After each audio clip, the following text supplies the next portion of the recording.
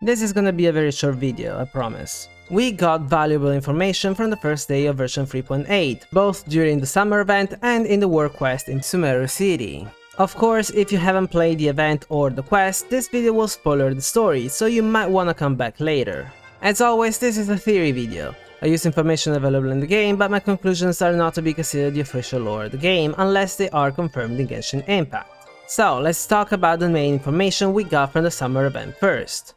If you're like me, you probably checked every single corner of the new map and you found the wall painting puzzle. In that area you can also find a few letters left by an artist who left Sumeru to find artistic enlightenment and found himself in the bottle subspace. From those letters we learn that Dia, the caretaker who lives in the Veluran Mirage, is an Oceanid, which is great news because we now know that they can take human forms. By the way, I'm going to assume for the time being that the bottle was created and belongs to Alice. If we look at Idea with our elemental sight, we can see that she's Hydro, obviously, as well as the Hydro Eidolons, but also the three brothers Ferdinand, Geroni and Hado.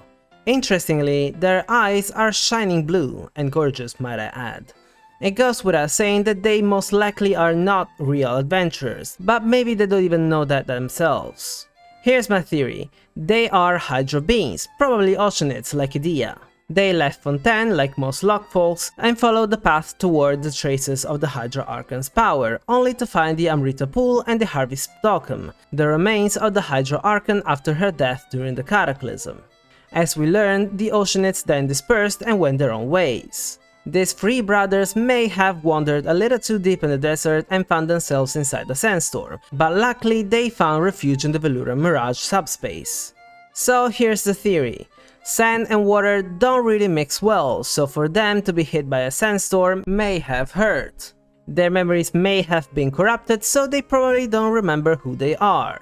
They most likely met some adventurer during their lives, and because they like adventuring, they took their form without realizing it.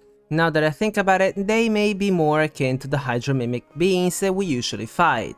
This would explain why they are capable of creating those roller coasters so easily and why they've been in the Veluran Mirage for so long that they have never even heard of cameras, which means that they have been in there for most likely centuries.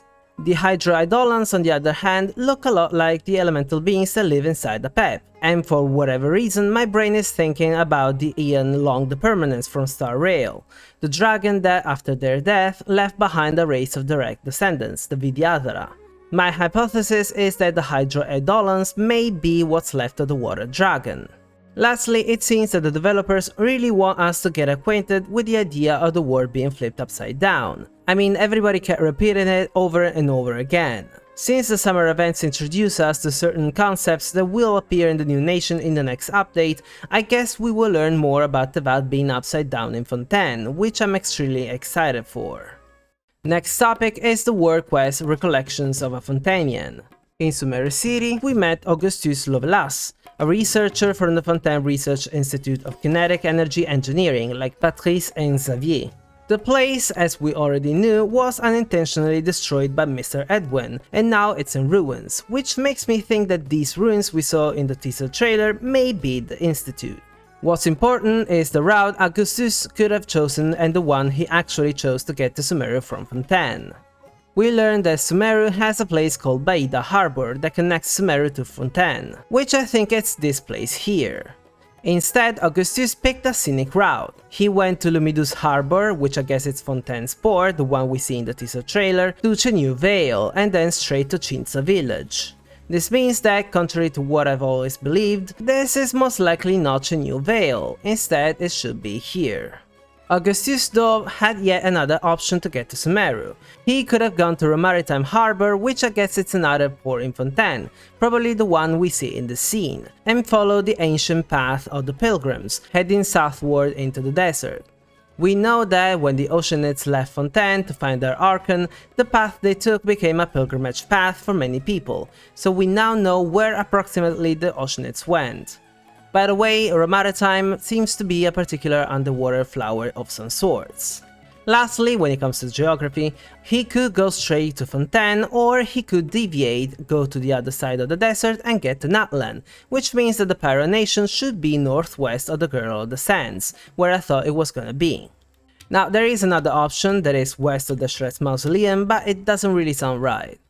If we talk to Augustus again, we learn that the little mechanical ships that we saw in the teaser are called aquabuses, and they travel on aqua rails. They are fast and convenient, and they have Melusine guides on board that will provide commentary on the scenery. So we finally have a confirmation here. The Melusine have different jobs. Some patrol the areas, and others are guides. In conclusion, here is a map that I drew today. Yes, I drew another map, but this time I actually tried. I am absolutely certain that the island we see from Mautima Forest is going to be Fontaine City. This place here that I was sure was Chenyu Vale is now a mystery again.